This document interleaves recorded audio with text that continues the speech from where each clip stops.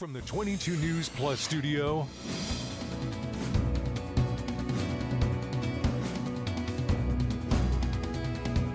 this is 22 News in Focus with Patrick Berry. Hello, everyone, and welcome to this edition of In Focus. I am your host, Patrick Berry. It is October. It is the Fall Classic. It's a baseball postseason. We were all pretty excited to have the postseason and have the Red Sox join the postseason until they lost to the Yankees. Boo. But anyway, we are still continuing the baseball discussion across the desk from me here in the 22 News Plus studios. I've got a vintage baseball and Western Mass baseball history expert, Dan Genovese. Dan, thank you so very much for joining me today. I appreciate your time coming into the studios to talk baseball. Who doesn't love baseball? What else? The boys of summer in October. That's right. Well, first of all, thank you for having me. This is really a cool setup, and I'm really excited about it. So thank you. So let's go back in time. We love our Red Sox. Red Sox, 86 years without a championship until 2004. But baseball precedes that. What's the oldest sort of, mention of baseball in Western Mass? Well, up until recently, it's been open for suggestion. Up until they found a document up in Pittsfield. Okay, I think it was a church where they had regulations of not playing ball.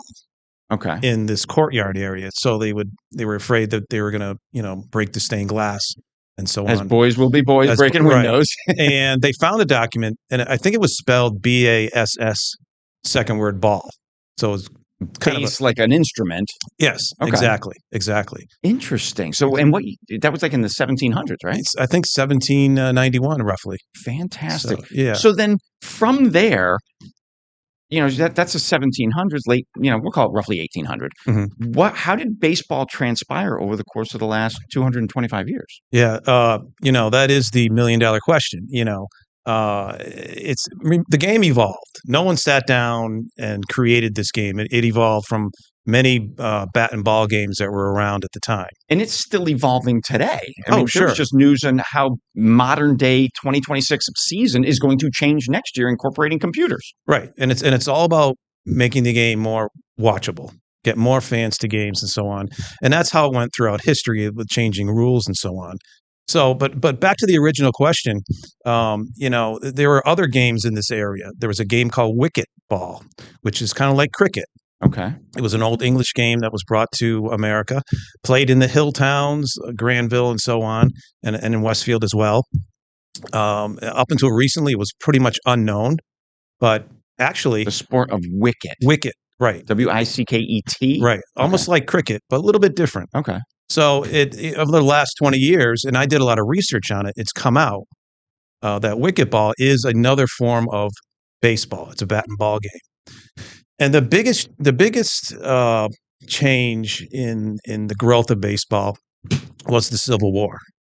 Really? Of course, you had prison camps where you had all these American men stuck in a prison camp. They let them play whatever they wanted to play. So you had prisoners from the North, you had soldiers from the South, and then vice versa. They were battling it out on the battlefield and the baseball field. They were changing the game as it was, and really the Civil War was the growth of baseball as we know it today. Wow.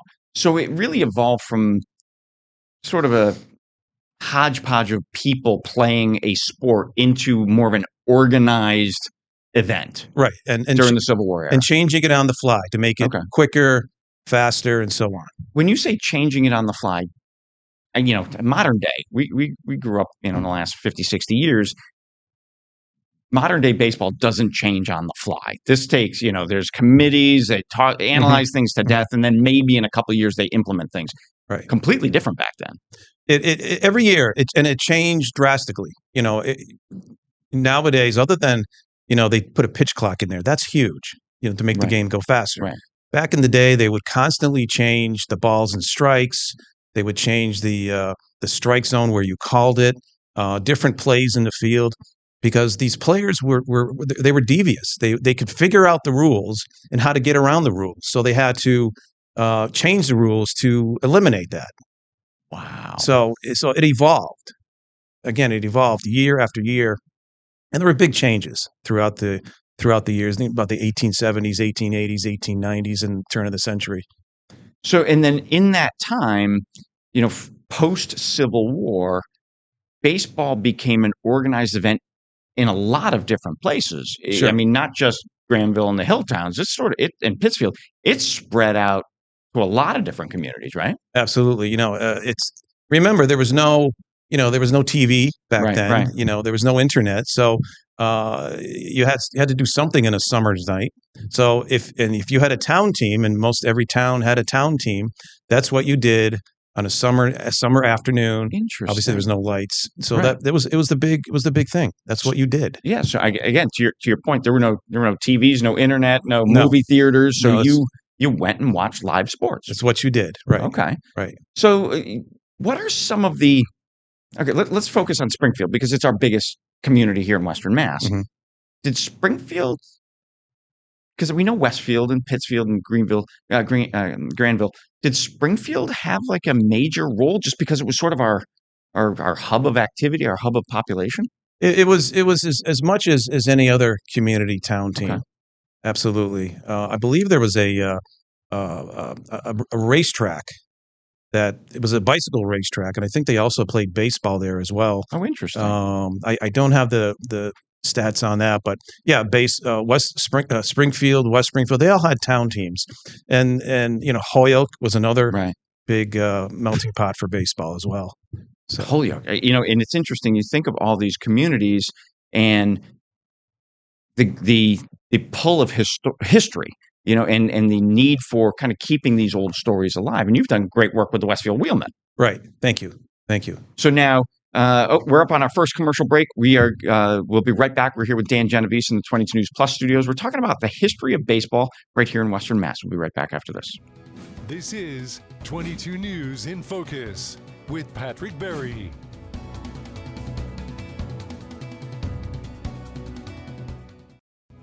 This is 22 News in Focus with Patrick Berry.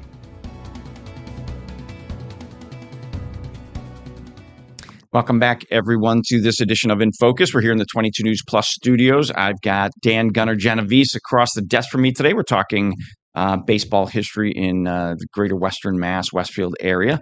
How'd you get the nickname Gunner? That was because of my throwing arm, my throwing strength. Oh, So really? I, For for you vintage, can gun them down from anywhere. I was born in the outfield, but now I catch. So Okay. so All I right. had a strong arm in the outfield. So let's switch gears to more of Westfield baseball history, which is really kind of pardon the pun, your wheelhouse. That's correct. Right. What is the history of Westfield baseball? Well, as we said before, wicket ball started in the 1840s in Westfield, and this is when I say started. That's the earliest I could find going through microfilm at the library, just spending hours and hours and hours and finding these games called wicket ball. They would play In the 1840s. 1840s. So pre-Civil War. Sure, right. And they would play just south of the Westfield Green on Broad Street. Okay. Of course, it's not the Broad Street we know today. Right. There was, it's like horse coming, they have to clear up the field, and not car coming, but a horse coming. So, again, the game evolved around that. There was a pre-Civil War team called the Atwaters, Okay. and the Atwaters played a different style of baseball called the Massachusetts game. It can get very confusing if you get into the weeds of it. Well, again, probably because history, the documents aren't that well kept either. Right. You have to go by microfilm. Right. Right. But what's interesting to know, because Westfield is specialized in whips, they specialized in cigars, all right, and they had a railroad go north and south. Mhm. So Canal at one the point. canal, a lot of business going back and forth. So, and down in New York and New Jersey, they played the New York style of game, which is 3 bases and home plate. Okay. Right? And I think that game was that style of play, the Atwaters changed it to this style of play. And they were known to be one of the first teams to play the New York style of baseball, which is, the next step in the evolution of the game. Okay. So the Atwaters went off to fight the war. some became prisoners. And then, as I said before, this microcosm meeting of all these men getting together playing ball. Had to do something while you're in prison. Right. So let's not do that. Let's do this. So a lot of that going on. Okay. So, and then at that time, it's the New York style of play that basically just took over this region and baseball. So the Massachusetts game, which was 4 bases and home, kind of went away at that point. So it's the 3 bases and home, which is kind of what we know now. Right. Was started in roughly Civil War era. Exactly. Okay. Exactly. So this area of the world morphed into that 3 bases and home style of play. Mhm. What's the difference between the current day version and the historical version? You mentioned earlier rules were changed on the fly. What does it look like to, if you could go back in time? Right. So we play there's 2 styles of play. There's the Civil War baseball, and then there's the more 1880s baseball. And the Civil War baseball is more like softball.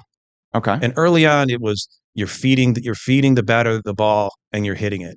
As the game evolved, it evolved and became more competitive, and then became professional. The rules at that point really began to change, and the players' skills got better. And eventually, they went from underhand to sidearm, and by 1884, they were throwing overhand. Okay. All right. So just the skills of the player.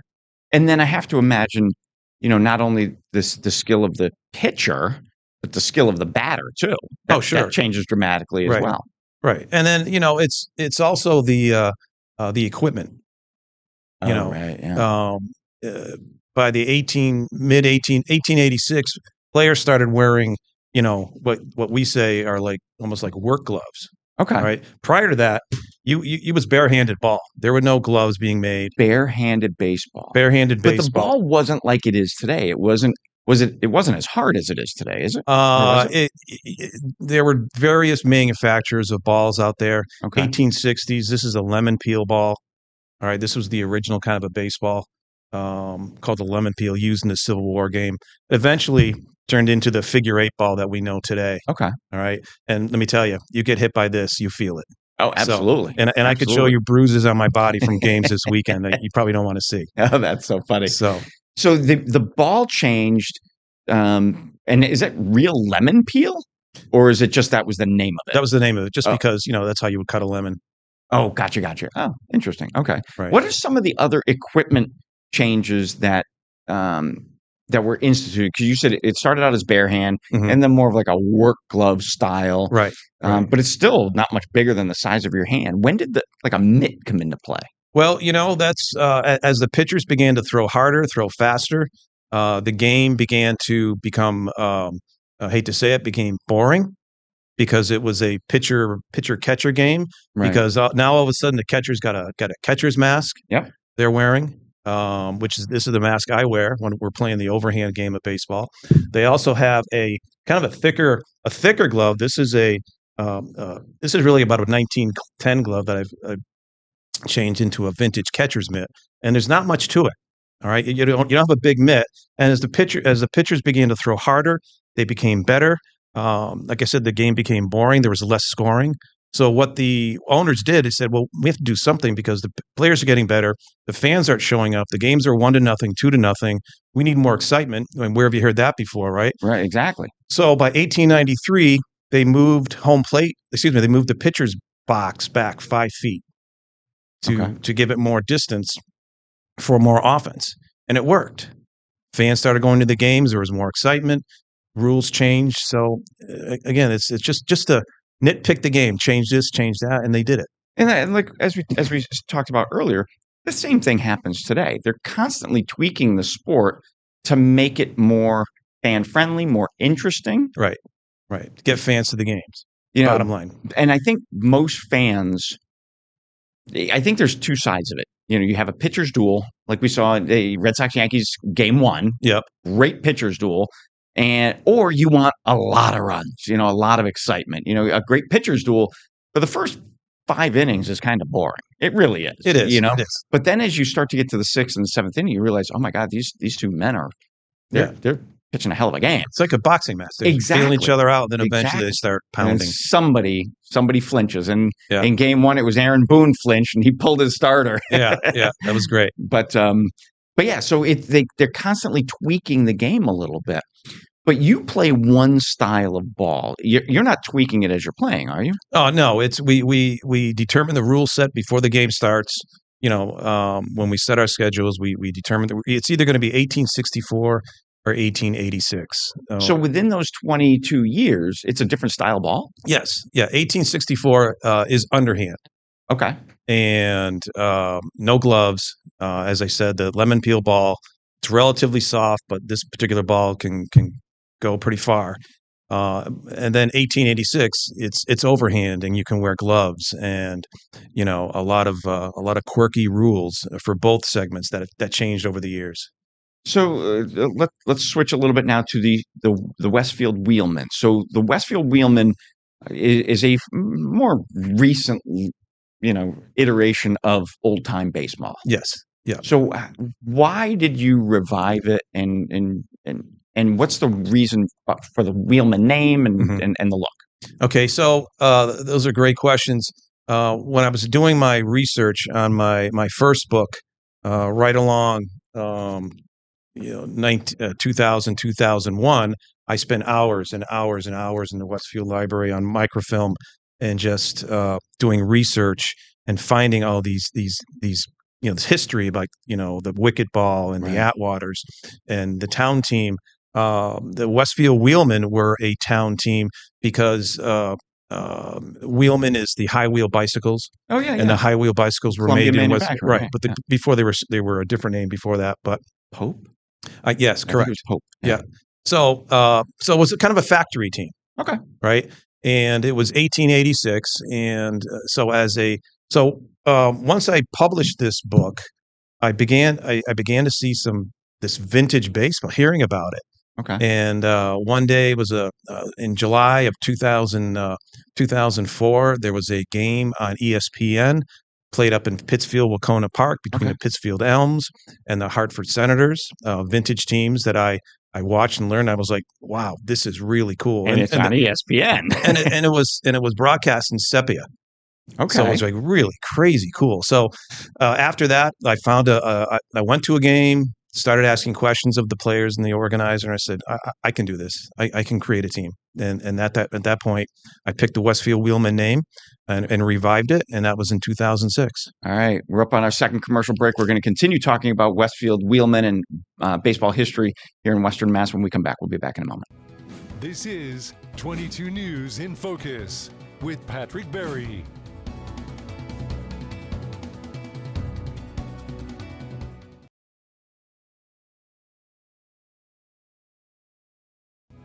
This is 22 News in Focus with Patrick Berry.